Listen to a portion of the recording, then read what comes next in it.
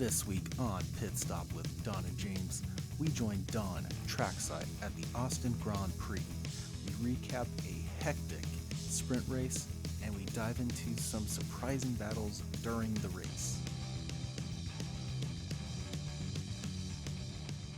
Welcome to Pit Stop with Don and James. I'm James.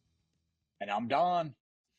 Don, I couldn't help but notice you're wearing a Haas hat this evening. That's right. Yeah, and my background is a little different. Yeah, Oh yeah. I'm in a hotel room in Austin. I'm actually in Round Rock, Texas, and that's where I used to live.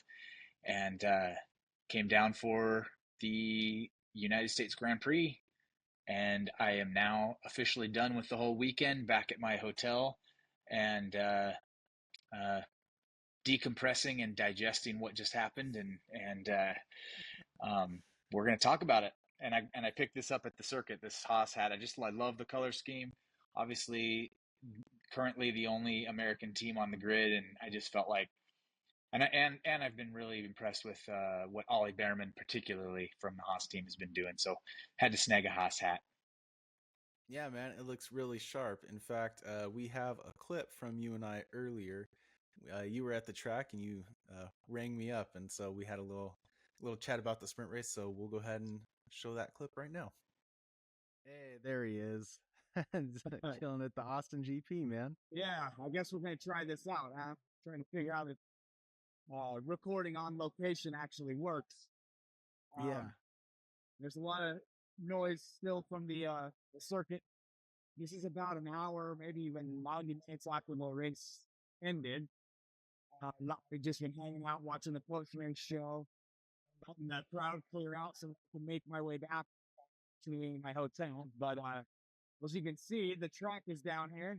I'm at turn 4 today. Oh yeah. A little bit of the track of a painting there on the runoff area. And onto the other side, we've got a bank of porta potties, which is right behind. And then there's actually like a F1 store right there where I spent way too much money on merch. Nice. And there's stuff all up and down the walkway here with, an insane amount of, concessions and whatever else. I don't know if you also saw this, but like there's an RV park. Oh yeah. Here, so if you spend the right amount of money, you can camp at the circuit, which is something that I think would be incredibly awesome to do one of these times. Man, it looks like you have some great seats there. Yeah, so I was in this section a few rows down, right in front of the little railing that's right there. I think I actually was a section over from there, but that was my seat, like right in front of that. So yeah, it was fantastic.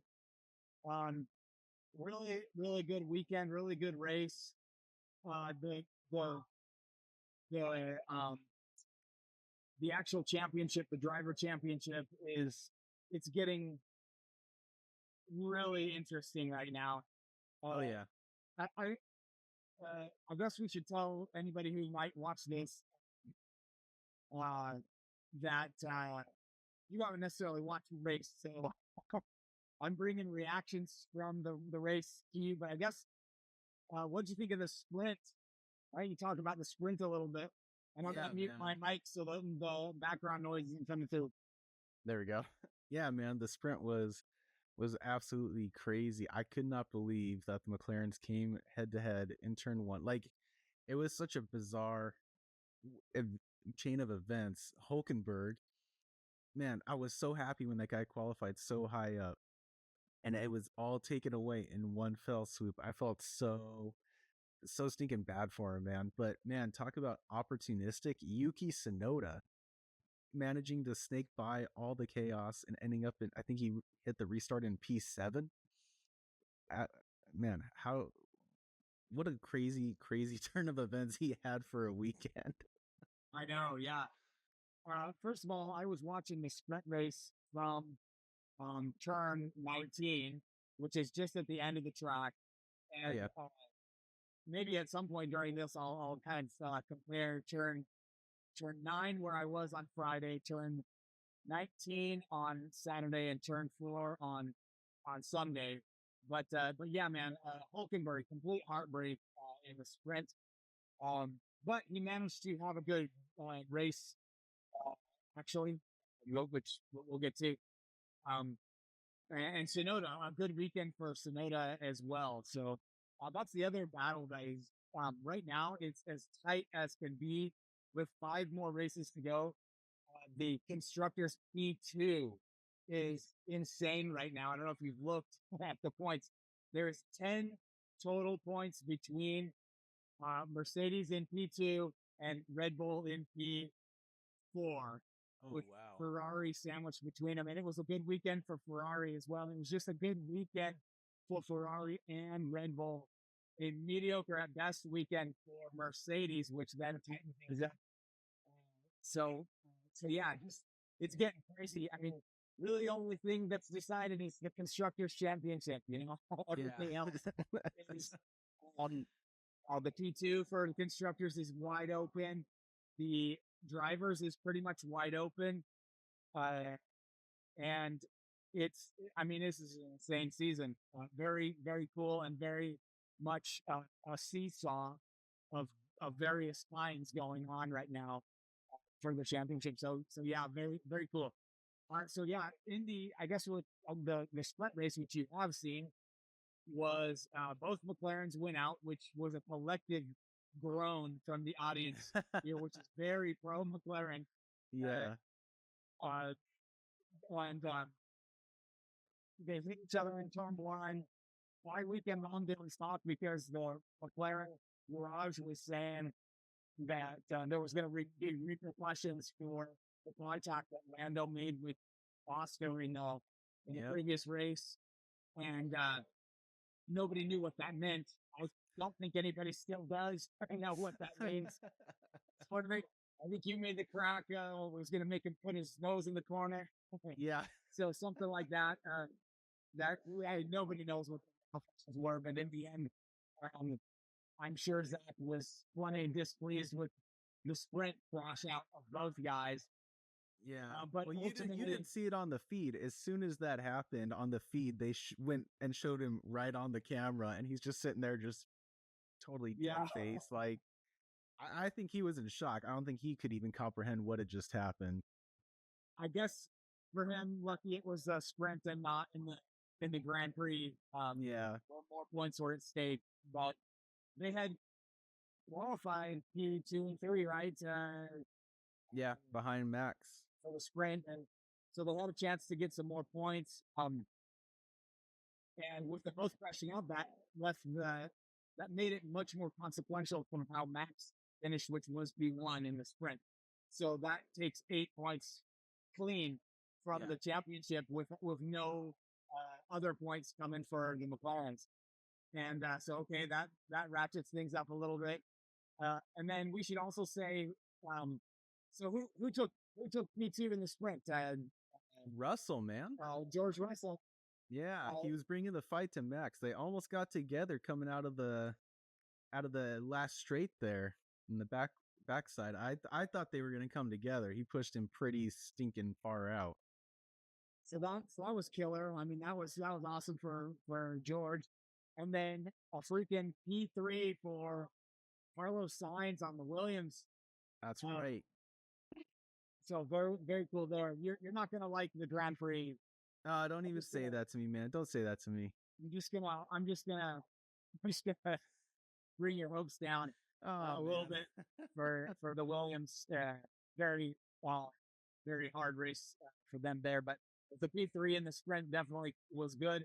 But the Ferraris were decent all weekend. I'd say faster than they've been for most of the season, and good showing from Lewis Hamilton this weekend altogether. So yeah, I guess I'll stop there because you haven't watched the race. But if you want spoilers, we can talk about that. But before we do that, maybe I'll just run through real quick some overall impressions of what it's like to be at the track. Yeah, man. Tell us your favorite corner that you sat at.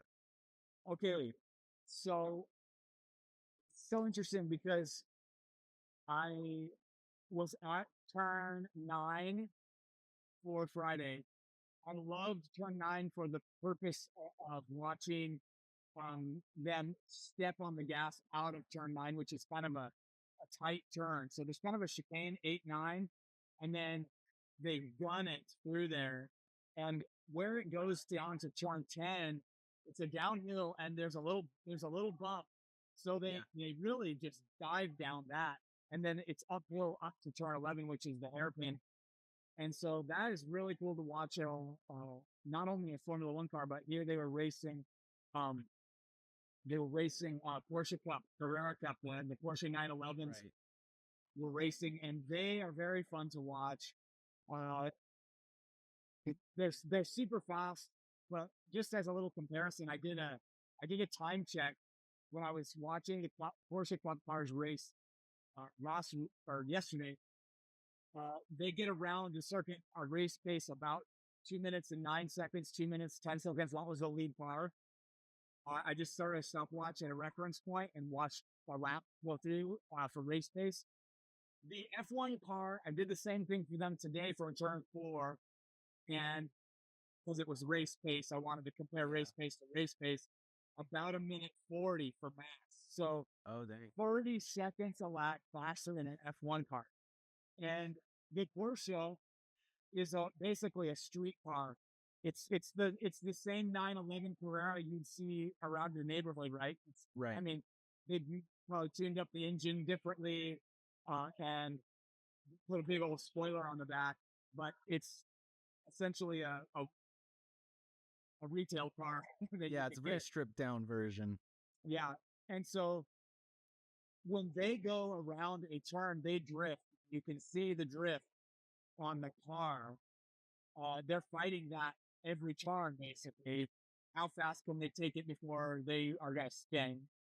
And I guess you could say the same for a Formula One car, but you do not see oversteer and drift from the Formula One car. They're stuck to the ground. It is incredible to watch in person as they rip through a turn, and you get more of a sense of it instead of on the camera feed from a broadcast, because with the camera pans with the car, which takes away a little bit of the element of speed as it whizzes past. Okay, so turn 9 was cool because you saw them come across. There's a big bunch of curb there. But Porsches basically almost catch air as they come over that, and as they go down that little drop. And F1 cars don't do it like that, and you don't seem to drift like that. But still, extremely fun to watch. And the other thing you can do for turn 9 is you can look down the vantage point towards turn 11, and they've got the 50, 100, and 150 meter markers there, and you can watch who was braking later versus who was braking earlier, because you see their lights come on as they approach the turn. So that was another thing I was finding fun to do. That turn is not the grandstands there, not a covered section. So it was pretty warm out there. Although I learned a little thing. I walked up after the session was over. I walked up to the top of the grandstand, which, by the way, it's down there. I don't know if you can see it, but that's the turn 9 grandstand where I was before. And anyway, I talked to a guy that was sitting in the very last row, which, by the way, if you want to go see F1, get the highest seats you can. Don't go low. I think they're roughly the same price, but the higher up you are, the better vantage point you have. You don't lose anything in terms of being able to see the car better. If you go low, you go lower. You just take the top one. This guy sitting in the back row, he brings a McLaren banner and he clips it to these bars here and creates himself a little sunshade. It was genius, and I will do that next time if I get a non-covered seat. So then Saturday I went to turn 19. I was in the covered section. It's covered. There's also fans blowing on you, which is really important because Saturday was the hottest day, and it was hot to the point that you're kind of like you're feeling it. You're getting tired. You need to drink a lot of water. But the cool thing about turn 19, which is where I was on Saturday, was that turn 18 is a pretty high-speed turn, and turn 19 is a high-speed turn across the curb. They take the apex going downhill. And it was so awesome to see him rip through there. In that section, the cool thing about it is you don't see very much of the track, but because of that, you really get a sense of how fast they're going. Plus, even in the highest level rows, you're still pretty close to the track. So you do see these cars very well as they come through there. And the Porsches were super cool to watch from there. So were the F1 cars. It was a very cool vantage point to view the race from. Then you see them as they exit. You can kind of see it's a little bit distant, but you can kind of see them going through turn 20, which is the very last turn, and then they steam up the front straight, which has huge elevation gain to the turn one, which they call Big Red, because there's red painting on the on the tarmac there. There's a huge grandstand by turn one, and then it's a very difficult turn to take. You got to slow way down, and then it's downhill into turn two as you zip through the S turns of 2 through basically about 7. I think it's all S turns. So yeah, man. Turn 4, which is where I was today on Sunday, you're seeing them whip through the S turns. Now, I think I liked 19 the best for viewing, and I liked turn 4 of the ones I went to, turn 4 the least, which is where I was on Sunday. Now, turn 4, you see the cars for a longer period of time. I get them, they're in your view at the beginning of the S curves, all the way through to the end of the S curves, which is about 10, 15 seconds worth of viewing the cars. But there isn't a lot of stuff going on. They don't seem to be about to lose it, like they're going to spin out at any moment. They have it pretty under control. It's kind of flat out. There's a little bit of braking right at the end of the section. There wasn't a lot of overtaking. I saw maybe 1 or 2 little snaps of oversteer here or there. One time, Gabriel Bortoleto was like coming up on somebody and had to things brakes a little hard and got a little swirly. But other than that, it wasn't a particularly action-packed section in the Formula One race. In the Porsche Cup racing, it was a little more action-packed there through the S-turn section, I found. And then, and the reason that I loved turn 19, I think better was because of the nature of turn 19, you really felt like they are pushing to gain anything they can right through that last turn to hit that apex. And it, I think, was very cool to see there. Even though you're seeing the cars for a little bit less time, I particularly enjoyed it over there.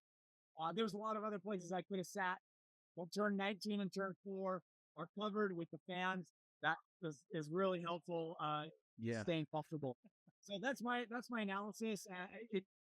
I will say too that like my overall impression is, even though, so the other thing I guess I'll mention is you got some screens to watch. I think they need to improve the screens here, because the screens you're getting a lot of your race watching from the screen, because you have to be able to see where people are when they're not right in front of you. Right. And so I wish they would upgrade the screens to be bigger, because it's a little hard to see, especially some of the names for the drivers.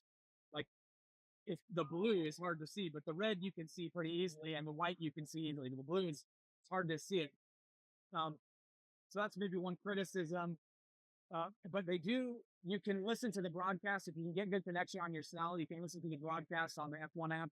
Or they were handing out, American Express was handing out little radios that there's an FM radio broadcast. And that was, I had that. Somebody actually just gave me one. I didn't get it from the Amex booth, because it's really supposed to be an Amex holder, but this lady that I was sitting next to yesterday, shout out to Carrie and Jason. I met them. And they subscribe to our podcast. So, hey, I'm listening. Thanks for the headset, Carrie. Anyway, I listened to the broadcast today, and it did add something to the experience. So yeah, there's lots of things they got you covered. And the other shout out is to Chris and Grant, who sat next to me today. They were nice folks. I think they said they're from St. Louis. Carrie's from Houston. if I remember right. And I think Jason, who is her brother, was from West Texas somewhere. And anyway, thanks for subscribing. We got to get this going. I thought about this way too late, James. I should have had a T-shirt with Pit Stop with Don and James with a QR code made up and worn it around every day. People would have signed up. If I would have even got 1% of the people that showed up here to this thing to scan the code, we would have been sensations overnight.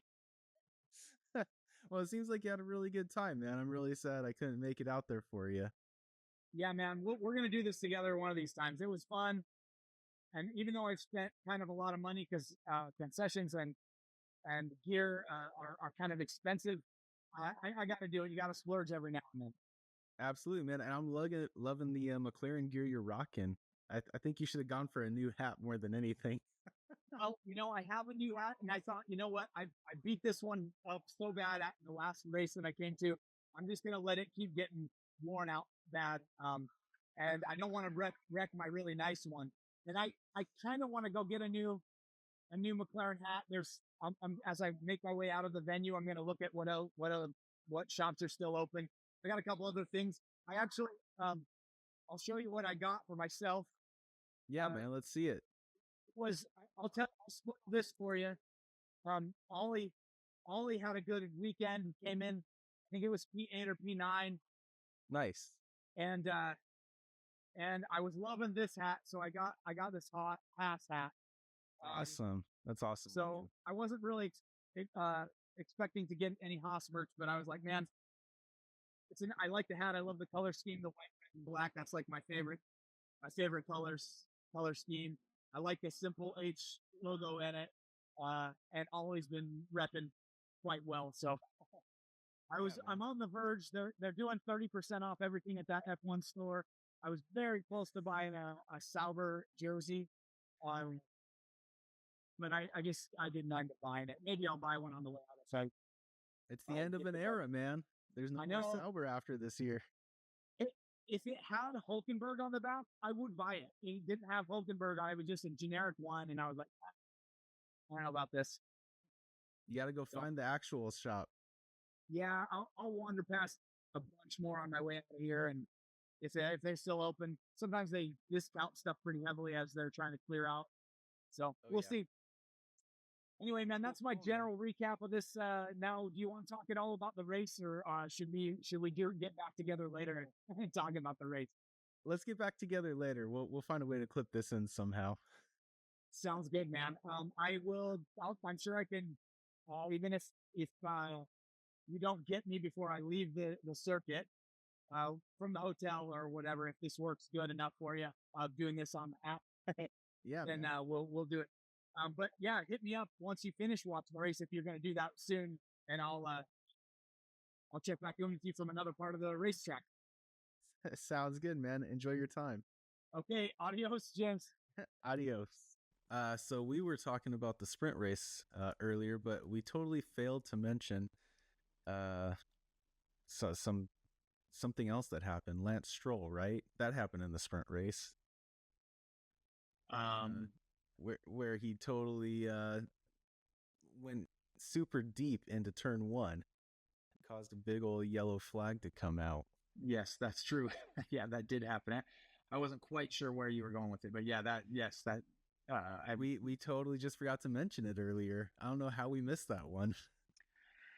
Well, yeah, I think we got hung up on the fact that the two McLarens hit each other, which was definitely the biggest news of the weekend, and a huge deal when Max was able to snag 8 more points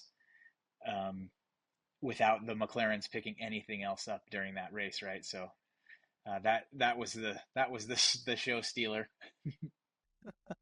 Yeah, so I can't believe we forgot to mention that one, but now that we have, I feel way better about it. Okay. Making sure we cover all the facts, including the ones that are further back. Making sure we cover all the highlights, because we usually somehow end up mentioning Stroll, and this weekend was just not a good weekend for him. Wasn't really a good weekend for Aston Martin overall, really. Yeah. I mean, they got a point. we should mention at the Grand Prix. I'm assuming you've now finished watching it. Yeah, I'm finally all caught up. Okay, great. So yeah, Alonso was able to round out the points. If I'm not mistaken, he was 10th. Yes. So that's not bad.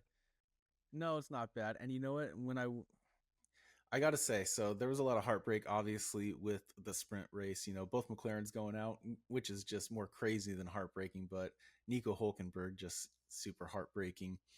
But when I started watching the race on delay, everybody was just kind of tiptoeing through turn one. Everybody just was really trying to not have another disaster, which I think was really good on their part. Yeah. That's what tends to happen, right? Everybody sees what can happen up there.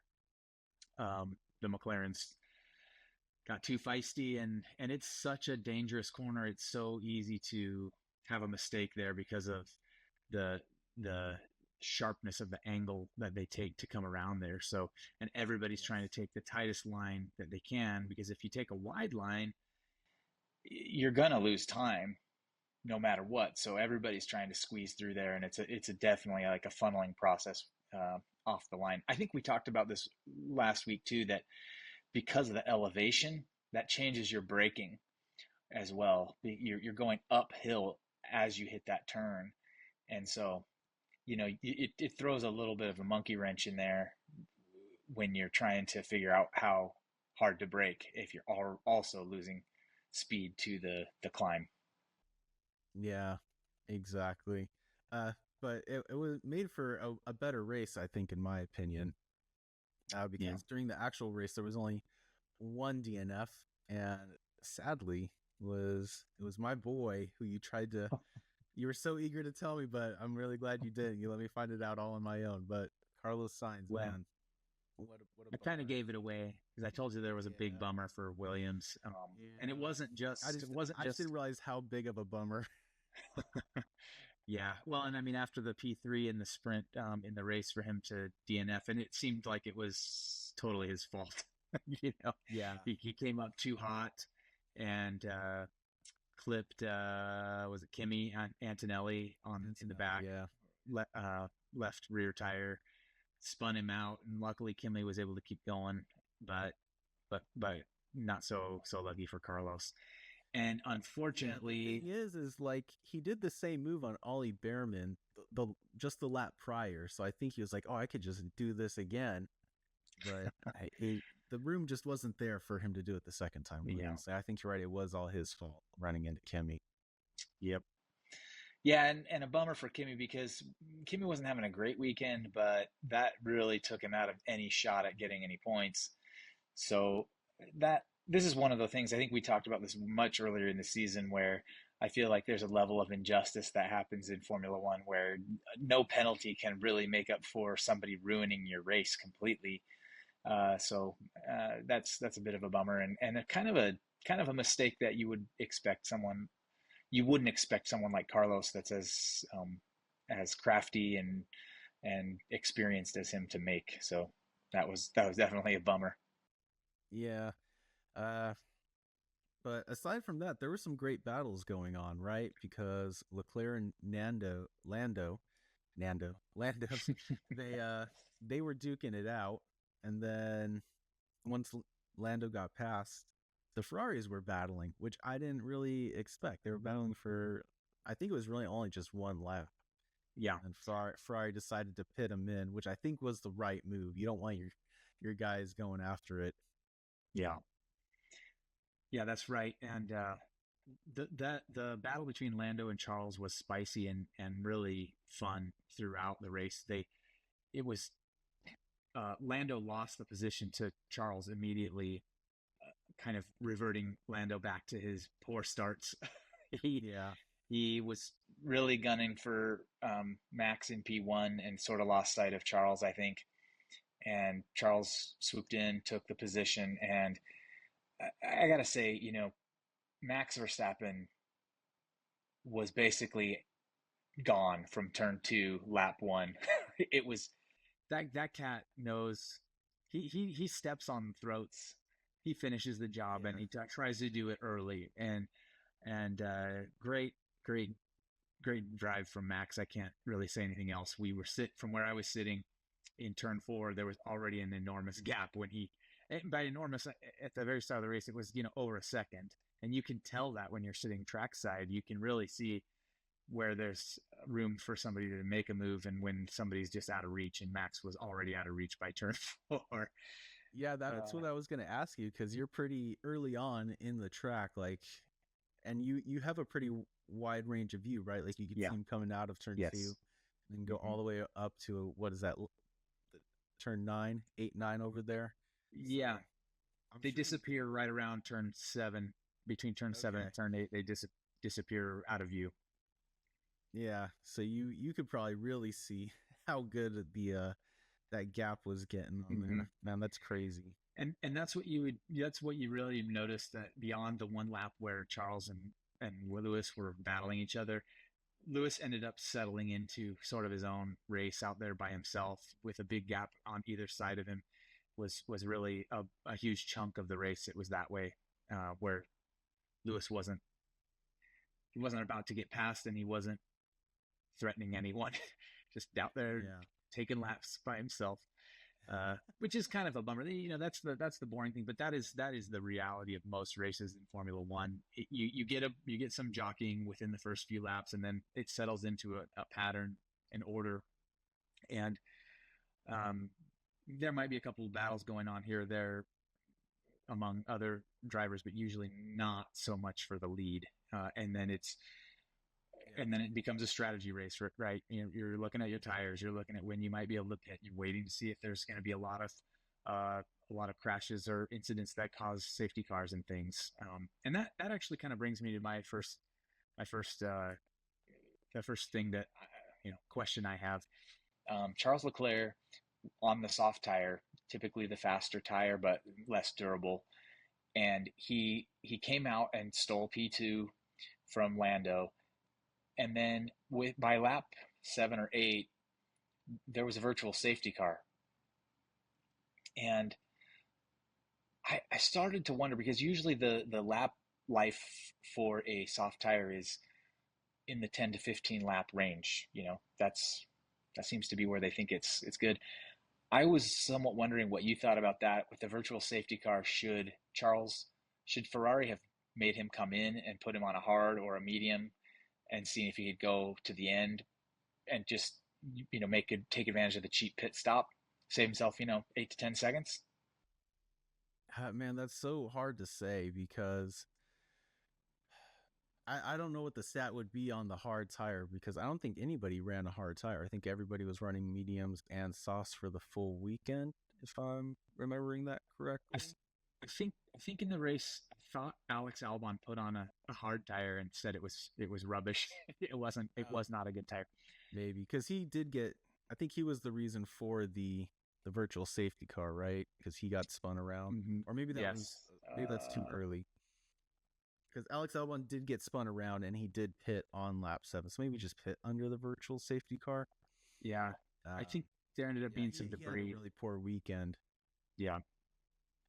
But more to your point, it's really hard to say. I think him starting on the soft and then moving to the mediums was the right call, because I don't know what the commentary is like at the track, but when they're doing the commentary here, on the broadcast, it seemed like the people that started on the softs and then moved to the mediums, just the way the track was and the conditions of it, it seems like that was the best call, because the ones that started on mediums and moved to the softs, it seemed like they were having a bit of an issue at some point with it. So yeah. Well, I mean, that could very well be true. I guess what it all comes down to is a little bit of math. If they felt like if he was to go from the soft to the hard or the medium too early, maybe he starts to lose lap time later on, and it doesn't equate to what you would save. Yeah, by pitting under the virtual safety car. But he was the only one that really it made much sense to pit under the safety car was Charles, because he was on the soft tire and it has a lower life. And so he could have gotten his pit stop for cheap if he could have taken another tire to the end. So I was a little surprised that he didn't they didn't try that to make a shot for the for the lead because no one else got a cheap pit stop. Yeah, I don't know that 49 laps on a medium was actually going to be the right call. I think he would have had to pit again, and if the hards just weren't where they needed to be for the weekend, I think it was the right call to stay out. So I think Albon was the only one that pit on lap 7, which is when the VSC was. So the only reason that in hindsight, and this is totally hindsight, to think that maybe the the medium tire could have lasted that long was that the softs ended up lasting a lot longer than it would have seemed like they could. I mean, Charles lasted on that soft tire for more than 20 laps. I think it was in the 22, 23 range, if I'm not mistaken. And then similarly, Lando put him on with about as many laps to go, and they did work for him to later, get back his position, which he had to do twice during the race. I mean, that's pretty uncommon, right? Poor Leclerc had to get passed twice by him this weekend. It was just, that was sort of heartbreaking for him to watch. But I mean, it's not really a surprise with how dominant the McLarens have been. And I don't want to say that the Ferraris have been particularly bad, but they're not pulling in the same lap times that the McLarens are. So it's just the way it is. Okay, so the only other on track thing that I really want to talk about is Yuki and Ollie Behrman. I don't know if you were able to see that on the devices you were watching, but it looked like it was pretty fair play in how it happened, at least from the TV perspective, right? So for those that don't know, Yuki basically just kind of closed the door on Behrman, but I don't know that there was really even a space for Behrman to begin with, and it caused Ollie Behrman to spin out. Yeah, he had to kind of take. There wasn't really a runoff there, and he went through the dirt. Yeah, and when his wheels came back on to the pavement, he just spun. Luckily, no real damage to speak of, and the gap was so big behind, he was able to get going. He might have lost one spot because of that. I can't remember who it was that was back there that passed him. Was it? Oh man, I couldn't tell you. I was so focused on just what had happened. I think that allowed Nico to get up a place. Nico Hulkenberg. Is that who that was? Yeah, because I think that order then stayed put, which was Yuki in P7, Nico P8, Ollie in P9, and then Fernando Alonso in 10. And I'm pretty sure that it was at that time Nico got by him because Ollie was kind of facing the wrong way, and it would have been dangerous for him to pull back into the order. And I think right then Nico was able to slip by. I'll have to go back and watch it, but that's what I seem to recall happening. I think that is right. So very opportunistic, and and sort of a redemption drive for Hulkenberg, finishing inside the points. So obviously the car had pace around this track. I don't know what the combination was, but man, they freaking figured it out this weekend. And it's always that what if would have happened during the sprint race if he had not been taken out. I really had high hopes for Hulkenberg. I don't want to give away or say how much money I ended up spending on merch, but I was so pleased with Hulkenberg. Give me 1 second here.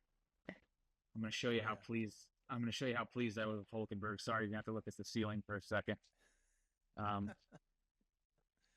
I've been so pleased with Hulkenberg's year that I got this little gem right there, huh? Hey, very sharp, man.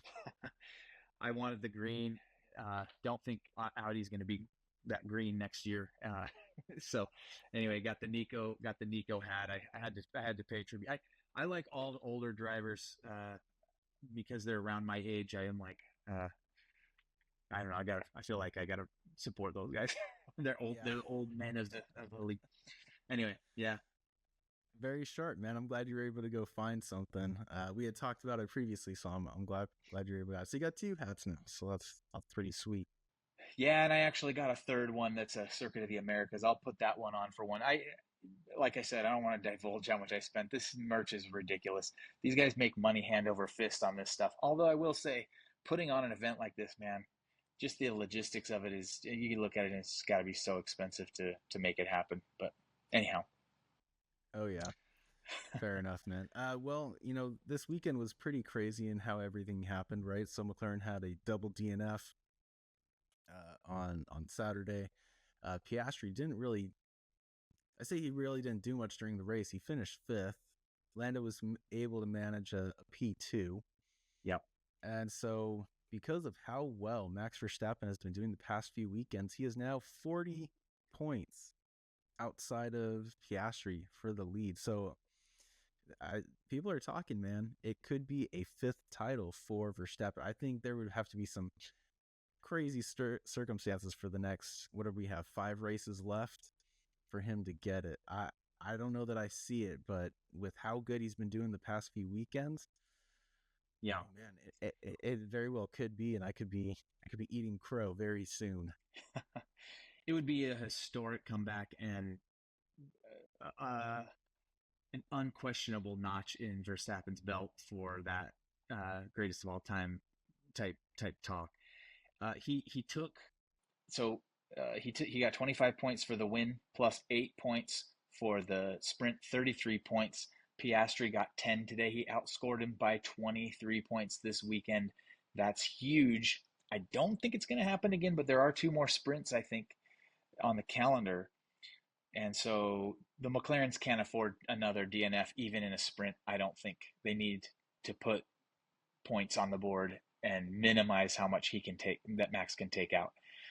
So let's just say, if he comes in P1 and Oscar P2 in the race and the sprint, right, that is a total of 8 points into the lead over 5 races.